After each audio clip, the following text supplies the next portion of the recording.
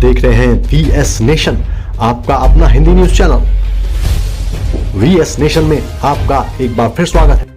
प्रिय दर्शकों, सहकारिता दिवस के मौके पर सहकार भारती पालघर जिला व भाग्यश्री महिला नागरिक सहकारी पद संस्था ने अपने सदस्यों के लिए एक विशेष प्रशिक्षण कार्यक्रम का आयोजन किया, जिसमें आर्थिक साक्षरता और आरोग्य संतुलन पर जोर दिया गया।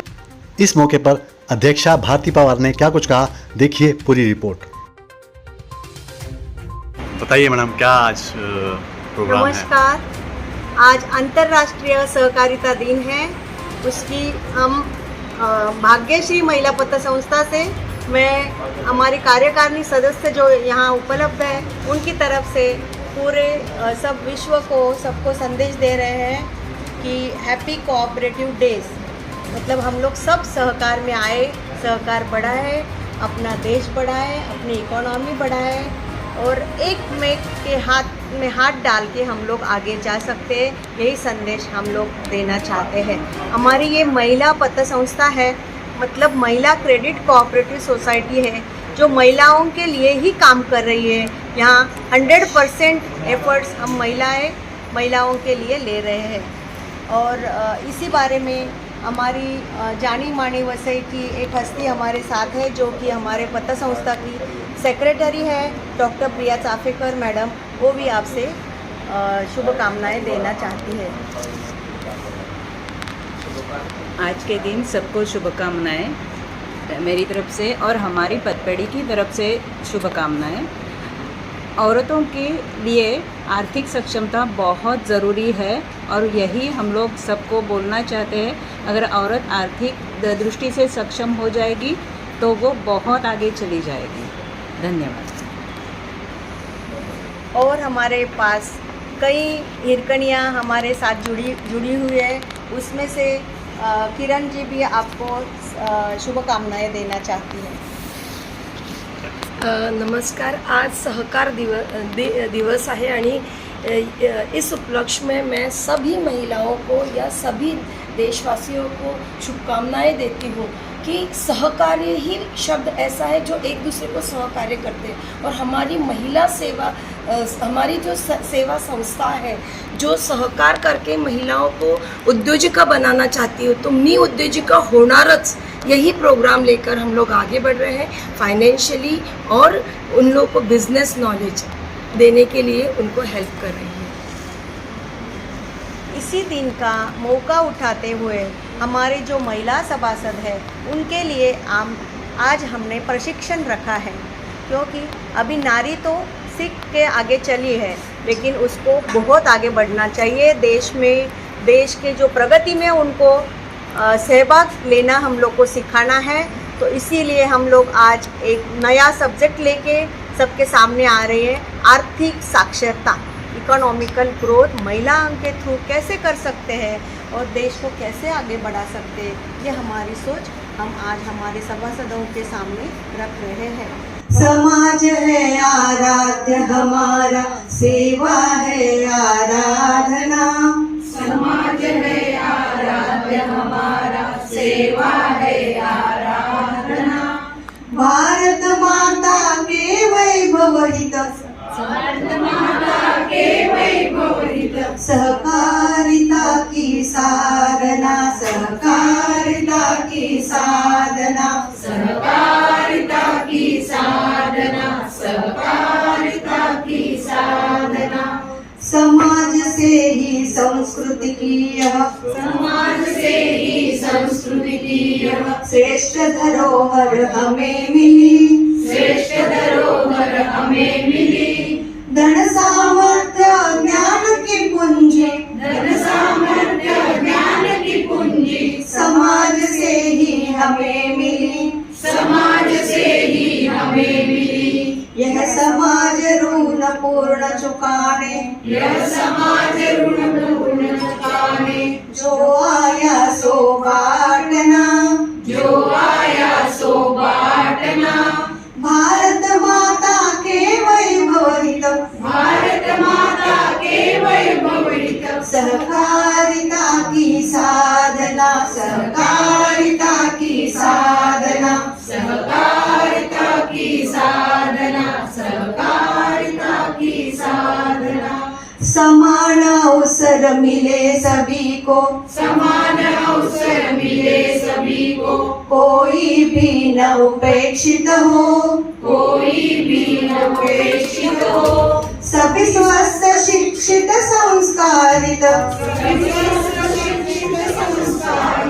समर्थ और सुरक्षित हो, समर्थ और सुरक्षित हो, दया नहीं उपकार नहीं यह, दया नहीं उपकार नहीं यह, अपनेपन की भावना, अपनेपन की भावना, भारत माता के वैभव हित, भारत माता के वैभव हित, सहकारिता की साधना, सहकारिता की साधना, सहकारिता की साधना, सहकारिता की साधना, भाषा प्रांत जाति जो भी हो, भाषा प्रांत जाति जो भी हो, भारत माँ के पुत्र सभी, भारत माँ के पुत्र सभी, ग्राम नगर वनवासी गिरिजन, रामनगर वनवासी गिरिजन,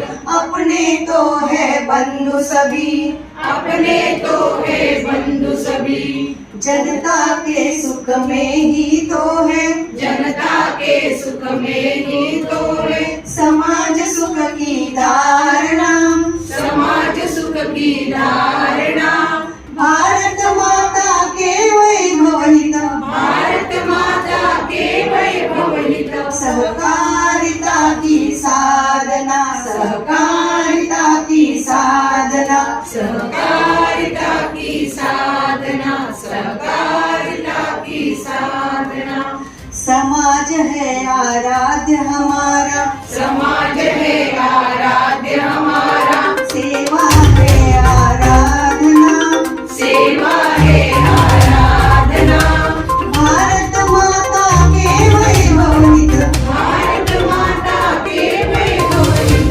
सहकारिता की साधना, सहकारिता की साधना, सहकारिता की साधना, सहकारिता की साधना।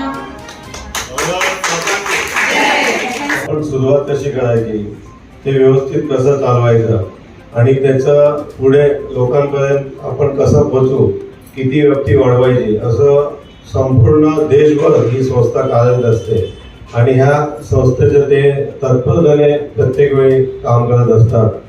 त्यांचे सहकार भारतीमध्ये येणं उशीर झालं, परंतु आम्ही जेव्हा त्यांना विचारलं तेव्हा ऑलरेडी ते ह्या मुवमेंट सहकारीमध्ये कार्यरत होते.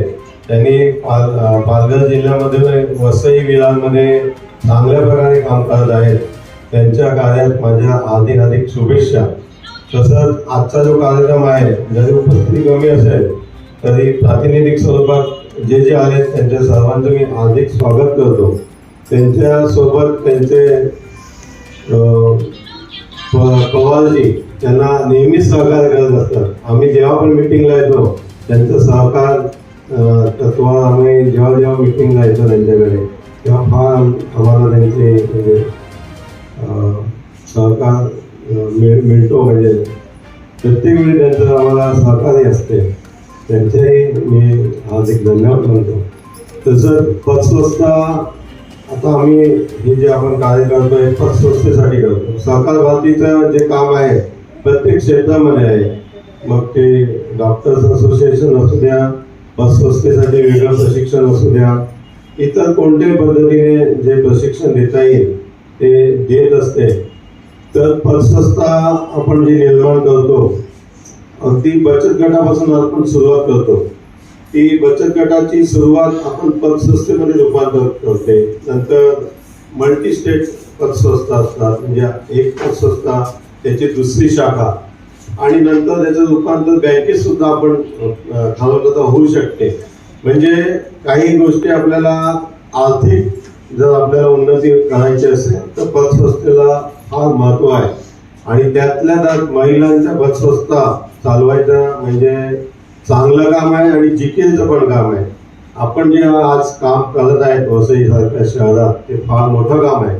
मला वाटतं कोविडमध्ये आज आर्थिक सर्व व्यवहार ठप्प झाले असताना त्यावेळी ताईने बरेच जणांना आज मायक्रो फायनान्सच्या द्वारे मला वाटतं 300 का किती 1200 महिलांना 1200 महिलांना त्यांनी कर्ज पुरवठा केला आणि ते आमच्या सरकार वतीच्या संस्थेमध्ये त्याची दखल घेतली गेली आणि फार मोठं काम जे कोविडमध्ये एवढं आर्थिक सर्व व्यवहार बंद असताना ज्यांना सर्व नोकरी धंदा सोडून घरी बसले त्यांना कर्ज पुरवठा करून त्यांनी वेगवेगळ्या त्यांना कोणत्याही म्हणजे ज्यांना काय कर्जासाठी धंदा काढायचा त्यांना बँका सुद्धा तेव्हा एखादा पतसंस्था म्हणजे पतपुरवठा करू शकत नव्हते त्यांनी ती व्यवस्था केली आणि 1200 जणांचं महिलांचं त्यांनी रोजगार उपलब्ध करून दिला.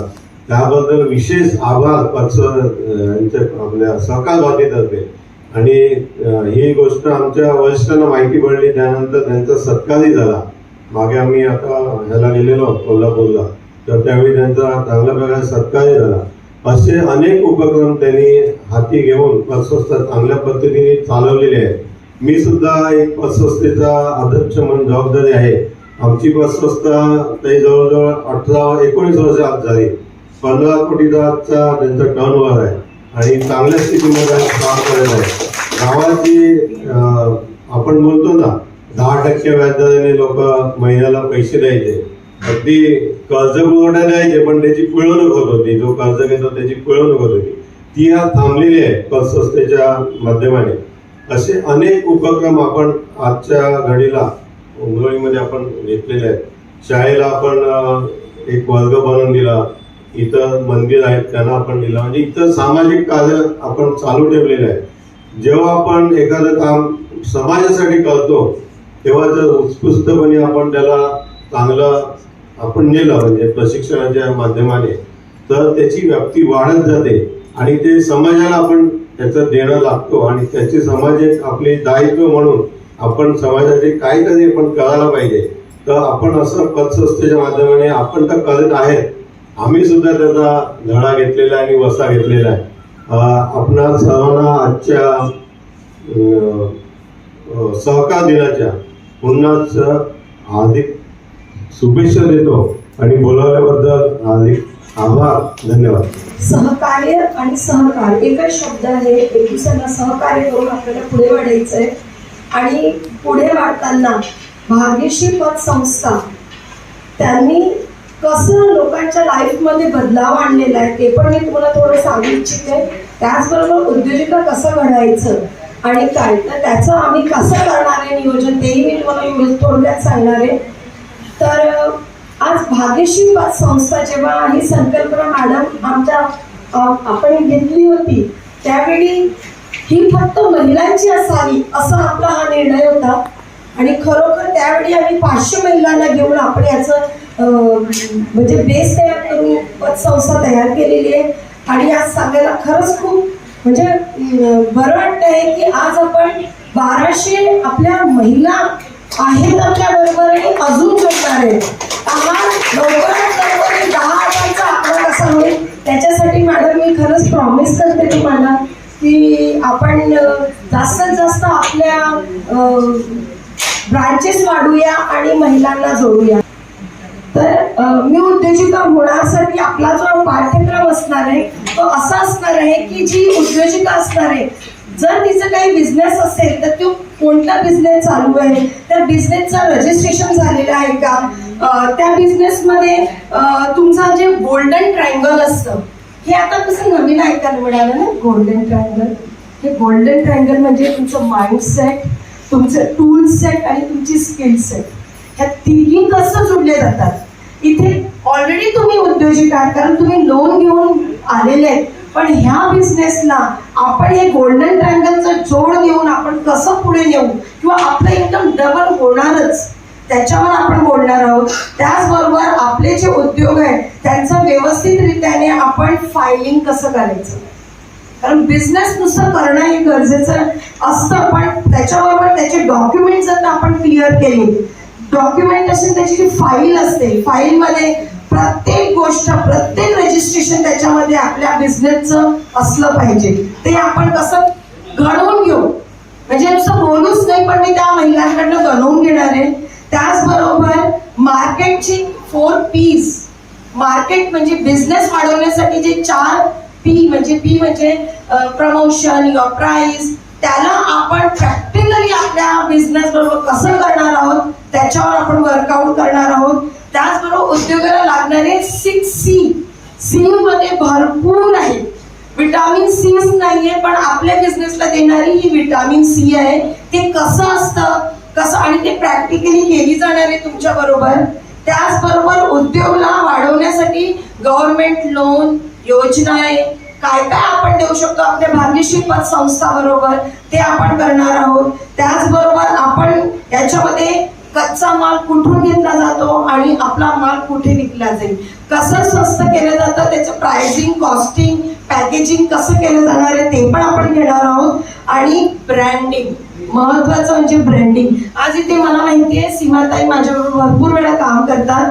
त्यांच्या चाकल्या आता आम्ही खूप विकल्या, खूप म्हणजे खूप. BA जॉईन केलं तर त्यांचा बिझनेस चाकल्यांचाच उचलला आम्ही, पण त्याला प्रॉपर ब्रँडिंग मिळाली का, त्याचं व्यवस्थित पॅकेजिंग झालं होतं का, त्याला अजून मोठा व्याप कसा दिला जाईल. दिवसाला आपण 1 किलोच्या ठिकाणी 10 किलो किंवा 100 किलो बनवू शकतो का, याचा विचार, याचं माइंडसेट आम्ही आमच्या भाग्यश्री आणि कीर्ती सेवा संस्था प्रशिक्षण देईल. भाग्यश्री त्याला सपोर्ट करणार. तर कीर्ती सेवा संस्था महिलांचं माइंडसेट म्हणजे त्यांचा जो पहिला गोल्डन ट्रायंगलचा एक पार्ट आहे माइंडसेट, त्याला डेव्हलप करण्यासाठी त्यांना हेल्प करणार आहे. आणि त्याचबरोबर येणाऱ्या 6व्या दिवशी तुम्हाला तुमचं जर कुठे शॉप असेल किंवा काही असेल तर त्याला अजून कसं वाढवता येणार आहे, तर प्रॅक्टिकली व्हिजिट पण जर करता आली तर आम्ही ते सुद्धा करणार आहोत. हे सगळं आमची कीर्ती म्हणजे तुमची पण कीर्ती आणि आमची पण कीर्ती, सगळ्यांची कीर्ती व्हावी, त्यासाठी मी पूर्णपणे माझं सर्वस्व मदत करणार आहे महिलांना डेव्हलपमेंटसाठी. एकच फक्त छोटं सांगायचंय मला, उद्योजिका कोण असते, मी बिझनेस करते, मी पैसा कमवते म्हणून मी उद्योजिका नाही. उद्योजिका ती आहे जी, सपोज एक आई असते की ती असं काहीतरी प्रॉब्लेम होतो की तिला पूर्ण घराची जबाबदारी सांभाळायची असते आणि 2 मुलं आपल्या ह्याच्यात आहे आणि एकटीला भार उचलायचा आहे, तर तेव्हा ती काय करते, तेव्हा ती तिचा जो प्रशिक्षण असतं किंवा तिने काही केलेलं असतं तर ती उद्योजिका बनवायला जाते. सपोज तिने माझ्यासारखे कोणीने टेलरिंग सुरू केलं की मी टेलरिंग शिवेल, ब्लाऊज शिवेल आणि माझ्या मुलांचं भविष्य वाढवेल. हे सगळं पिक्चरांमध्ये सगळ्यांनी बघितलंय. एक दिवस असा येतो ती आई थकते, थकल्यानंतर ती आई म्हणते की मुलं म्हणतात नाही आई आता आम्ही मोठे झालो, आता तू काही नको करू, ही मशीन आपण कोणाला डोनेट करूया किंवा आम्ही कोणाला म्हणजे देऊन टाकूया जिला अजून गरज असेल. पण नाही, मला ती आई नकोय. ती आईने चांगलं केलंय पण तिने फक्त तिच्या परिवारासाठी केलेलं आहे. उद्योजिका तीच आहे जी तिच्या बरोबर अजून 2 महिलांचा उद्योग वाढवेल. आणि एक दिवस असा येईल ना की तिला ती मशीन डोनेट नाही करावी लागणार, तिच्या मशिनी वाढतील. मग ती जेव्हा मशीनवर बसून शिवत होती, आज ती कटिंग करेल, मग नंतर एक मास्टर टेलर ही मार्केटिंग करेल. ही मार्केटिंग करताना अजून तिला वाटलं आणि एक दिवस रिटायर होऊन फक्त मार्गदर्शन करेल. जसं आम्ही भाग्यश्रीमध्ये आम्ही सगळ्या लोकांना मार्गदर्शन करतोय, हे सगळं कीर्तीच्या माध्यमातून अशा उद्योजिका घडणारच आहेत. आणि त्याच्यासाठी जेवढ्या 1200 आहेत, 1200 पैकी जर का कमीत कमी 200-500 पण तयार झाल्या तर आमच्यासाठी खूप मोठं सक्सेस आहे. आणि त्याचबरोबर त्या 2-2 जणींना तयार करणार म्हणजे कुठल्या कुठे हा फिगर जाऊ शकतो. आणि कधीच हे बिझनेस थांबू शकत नाही, कंटिन्यूस वाढत राहणार आहे आणि प्रत्येकाचं घर चालणार. सो अशी आपण उद्योजिका घडवायची आहे. चालेल, थँक्यू सो मच. दिनाच्या शुभेच्छा. इथे तर सगळे मान्यवर आहेत जे सहकारी पतसंस्थेवर आहेत, त्याच्यामुळे माझा विषय जो आर्थिक साक्षरता आहे तर त्याच्यामध्ये तर मी त्यांच्यापुढे काय बोलणार. तरी सुद्धा मी माझ्या आपल्या महिलांना सांगेन की आता मॅडम आल्या होत्या, नेहा मॅडम, त्या म्हणाल्या की आम्हाला हा प्रॉब्लेम जाणवला की आर्थिक साक्षरतेचा. आता आर्थिक साक्षरता म्हटलं की पहिले आपण काय म्हणतो की हा आपला विषय नाही. आपण काय समजतो की हे काहीतरी स्टॉक मार्केट बद्दल आहे का कशाबद्दल आहे, तर आपण त्याच्याकडे एवढं लक्ष दिलं जात नाही. इवन आपण स्कूल कॉलेजमध्ये जातो राईट, तर तेव्हा आपल्याला काय कशासाठी शिकवलं जातं की पैसा पुढे जाऊन तुम्ही मोठ्यापणी काहीतरी बनणार आणि तुम्ही पैसा कसा कमवणार. आर्थिक साक्षरता म्हणजे काय, त्याच पैशाला कसं मॅनेज करणार हेच म्हणजे आर्थिक साक्षरता. हे आपल्याला कुठेच शिकवलं जात नाही. त्याच्यामुळे याची गरज, अवेअरनेस प्रोग्राम आम्ही देतो महिलांना की महिला सेविंग ह्या सर्वात उत्कृष्ट सेविंग ही महिलाच करते, बरोबर. पण ते सेविंग करते, पण ती सेविंग कुठे करते, घरामध्ये ठेवते, साखरच्या डब्यामध्ये, तांदळाच्या डब्यामध्ये. आता अशा आपल्या पतसंस्था आहेत की तिथे आपण आपलं स्वतःचं सेविंग अकाउंट ओपन करून तिथे आपल्या रिकरिंग म्हणा किंवा सेविंग अकाउंट खोललं गेलं पाहिजे, बरोबर. तर आता मी तुम्हाला फक्त एक छोटंसं फॉर्म्युला देईन, कमी वेळ आहे, थोड्या वेळात मी तुम्हाला सांगेन. हा फॉर्म्युला फक्त तुम्ही लक्षात ठेवा. आपल्या पैसेला कोण मॅनेज करतं, best. Best is the way how to manage money. आता तुम्ही म्हणाल हे बेस्ट काय आहे. बेस्ट म्हणजे बी फॉर बजेट, बरोबर. आपण याच्यावर लक्ष दिलं पाहिजे. आता बजेट म्हटलं की आपण म्हणतो अरे हा तर आपला विषय नाहीये, हे तर सरकार बजेट बनवतो. नाही, आपलं स्वतःच्या पर्सनल फायनान्सचं आपण बजेट बनवलं पाहिजे. आता हे तुम्ही बजेट कसं बनवणार, तर तुम्ही जे आपल्या घरात इन्कम येते, आपण जे कमवतो आहोत, आपले मिस्टर जे कमवत आहेत, अदरवाईज तुमचं काय रेंट येते, काय येते, तर ते एका साईडला तुम्ही लिहायची सुरुवात करा. खर्च तर भरपूर महिला सहसा म्हणजे सवय असते त्यांना की खर्च लिहायची, बरोबर. तर आपल्या घरामध्ये किती इन्कम येत आहे ते एका साईडला लिहायचं. आणि एक्सपेन्सेस, खर्च. आता खर्च सुद्धा हा 2 प्रकारे खर्च असतो. आपण काय करतो, सगळा 100%च खर्च करतो, बरोबर. आणि महिन्याच्या शेवटी म्हणतो अरे माझ्या हातात काहीच उरलं नाही. पण आपल्याला उलट करायचंय. आपण नेहमी काय करतो, इन्कम मधून जे उत्पन्न असतं त्याच्यामधून आपला जो खर्च होणार म्हणजे इन्कम मायनस एक्सपेन्सेस, मग ते उरलेलं सेविंग.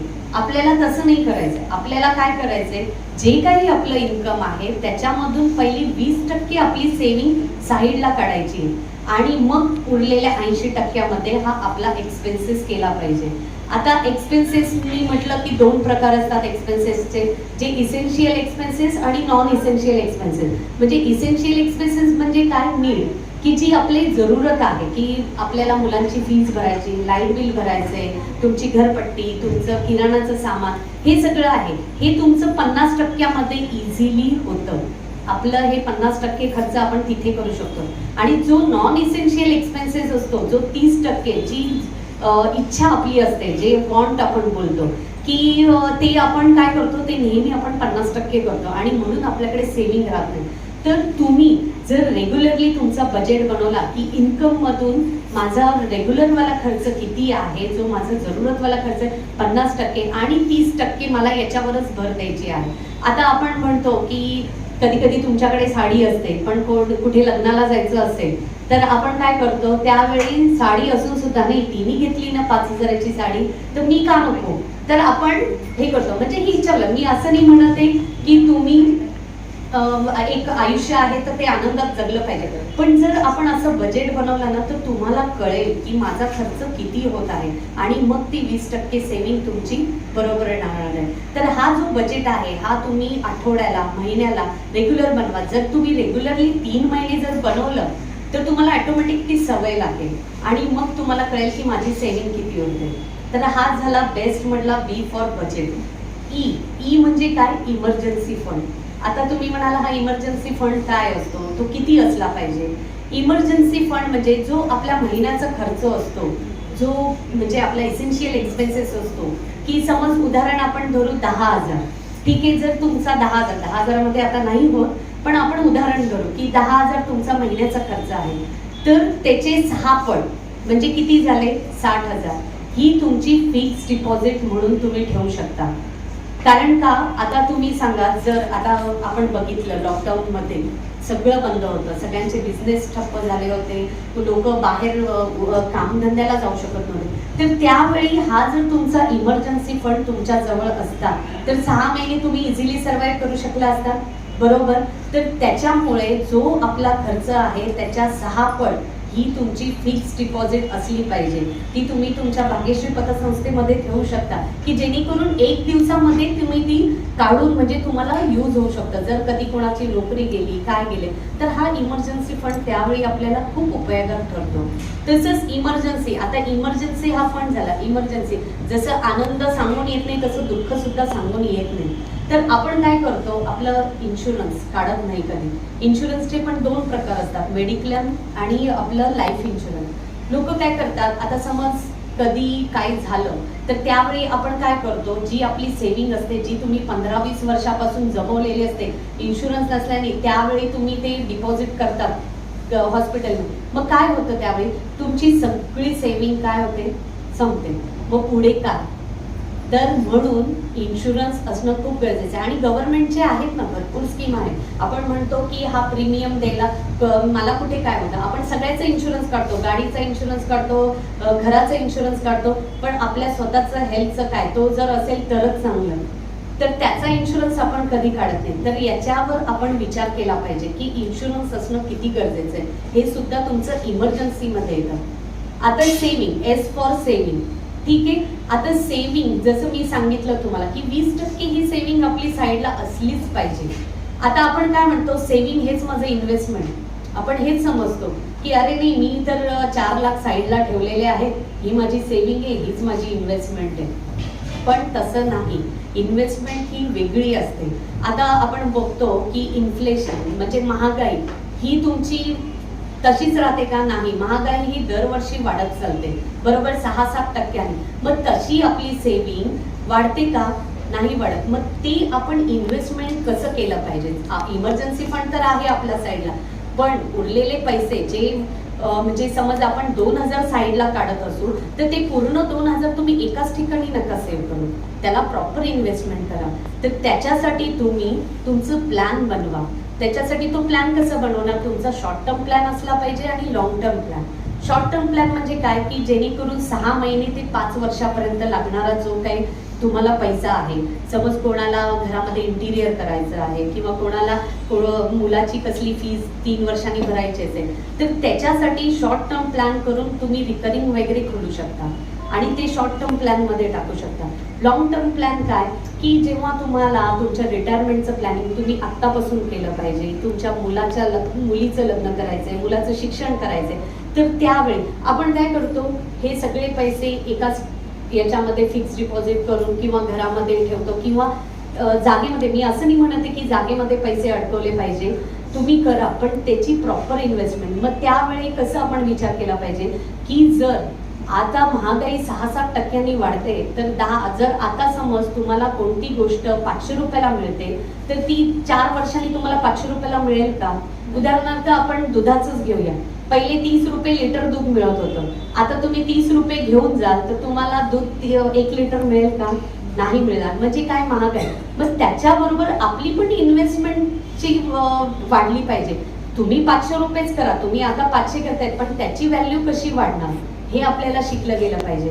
तर ते सुद्धा तुम्ही लॉंग टर्म इन्व्हेस्टमेंट जी करता, तर तुम्ही म्युच्युअल फंड आहे, लिक्विड फंड आहे, त्याच्यामध्ये करा, की जेणेकरून काळानुसार तुमची पण इन्व्हेस्टमेंटची व्हॅल्यू वाढेल. की आता समज तुम्हाला 6-7% व्याज वगैरे मिळते, पण महागाई तर तुमची 7-8% वाढते, म्हणजे याचा अर्थ तुमचा पैसा रिड्यूस होतोय, बरोबर की नाही, तो हे नाही. मग अशा ठिकाणी तुम्ही इन्व्हेस्ट करा की जेणेकरून तुम्हाला 13-14% इंटरेस्ट मिळेल. तर असं मी सांगत नाही की कुठेही जाऊन टाका, प्रॉपर चांगलं जे म्हणजे आपले संस्था असतात किंवा बँका असतात किंवा हे जे मोठे मोठे नावाजलेले कंपन्या असतात त्याच्यामध्ये तुम्ही इन्व्हेस्ट करू शकता. तर हे झालं सेव्हिंग आणि टाइम, जे मी सांगितलं तुम्हाला इन्फ्लेशन की इन्फ्लेशननुसार. आता मी तुम्हाला एक उदाहरण देईल की म्हणजे फायनान्समध्ये ते नेहमी बोललं जातं की don't put all eggs in one basket. जर सगळे अंडे तुम्ही एकाच बास्केटमध्ये ठेवले तर काय होणार, बास्केट पडले तर सगळे अंडे फुटणार. तसं आपलं इन्व्हेस्टमेंट सुद्धा हे तुम्ही एकाच याच्यामध्ये नका करू, एकाच ठिकाणी नका करू, या घरात नका ठेवू. त्याचं तुम्ही प्रॉपर नियोजन करा. म्हणजे 2,000 तुम्ही सेव्ह करताय तर 500 रुपये हे मी इमर्जन्सी फंडसाठी टाकले, 500 रुपये हे माझे इन्शुरन्समध्ये जात आहे, 500 रुपये हे माझे मी शॉर्ट टर्मसाठी टाकले, 500 रुपये मी हे लॉंग टर्म. तर हे प्रॉपर जर तुम्ही नियोजन केलं तर तुम्ही व्यवस्थित आर्थिक साक्षरता म्हणजे इव्हन तुम्हाला सांगते की शिकलेले जे लोक असतात, इंजिनियर वगैरे हे लोक सुद्धा, त्यांना आर्थिक साक्षरता पैसे कमवणं माहिती आहे, पण ते पैशांना मॅनेज करणं हे माहिती नाही. तर काय होतं त्यांचं, कर्जबाजारी होऊन जातं. तर म्हणून हा फक्त फॉर्म्युला जर आपण लक्षात ठेवला की बेस्ट हे आपल्या पैशाला मॅनेज करतं. आता जसं आपण म्हणू की पैसा हा एक झाडाप्रमाणे आहे. Plant is like money is like a plant. म्हणजे आता वृक्षाला ते रोपटं छोटं असतं, त्याला तुम्ही खत पाणी घालता, त्याला त्याची व्यवस्थित काळजी घेता आणि मग नंतर ते मोठं होऊन तुम्हाला फळं फुलं देतं, बरोबर की नाही? तसा आपला हा पैसा आहे की त्याच्यावर तुम्ही व्यवस्थित लक्ष द्या की त्याला मला कसं मॅनेज करायचंय, की जेणेकरून तो पुढे 10-12 वर्षांनी तुम्हाला प्रॉपर व्यवस्थित तुम्हाला नियोजन देईल आणि कुठे तुम्हाला प्रॉब्लेम येणार नाही. जसं मॅडमनी सांगितलं की कोणी आपल्या सेव्हिंगमधून 400-500 रुपये काढतं, तर हे आपल्याला करायचं नाहीये. आपण जर असं नियोजन केलं ना तर तुम्ही तुमचा पैसा जो सेव्हिंग आहे तो पूर्ण खर्च होणार नाही आणि तुम्ही प्रॉपर व्यवस्थितपणे जगू शकता. तर थँक्यू. मी हे शॉर्टमध्ये तुम्हाला सांगितलं आहे. पुढे जेव्हा ताई प्रशिक्षण घेतील तर त्यावेळी मी तुम्हाला सगळं डिटेलमध्ये सांगेन.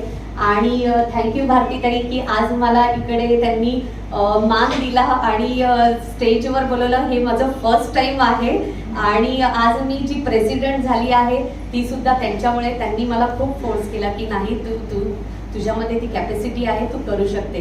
आणि इथे माझे हे 2 मेंटर बसलेलेच आहे. आज जो मी बिझनेस करते आहे रजिस्ट्रेशन लायसन्सचा, तो सुद्धा ह्या माझ्या गुरु किरण बडे मॅडम, त्यांनीच मला सांगितलं की तू घरात, मी पण एक हाऊसवाईफ होती, जॉब पहिले करत होती, नंतर सोडून घरात बसली, तर त्यांनी मला मोटिवेशन दिलं की तुझ्याकडे हे एज्युकेशन असताना तू का नाही करत, आमच्या महिलांसाठी तू काम कर. तर मी सगळ्यांना सांगेल की खरंच आपण जे ताईंनी सांगितले की पुढे प्रशिक्षण तुम्हाला देऊ, तर त्याचा नक्की तुम्ही उपभोग घ्या की ते आपल्या आयुष्यामध्ये खूप चेंज आणेल, जसं माझ्या आयुष्यामध्ये खूप चेंज आलेला आहे. Thank you so much. हमारी ये रिपोर्ट अच्छी लगी हो तो हमारा चैनल सब्सक्राइब करें, लाइक करें, शेयर करें और बेल आइकन दबाना ना भूलें.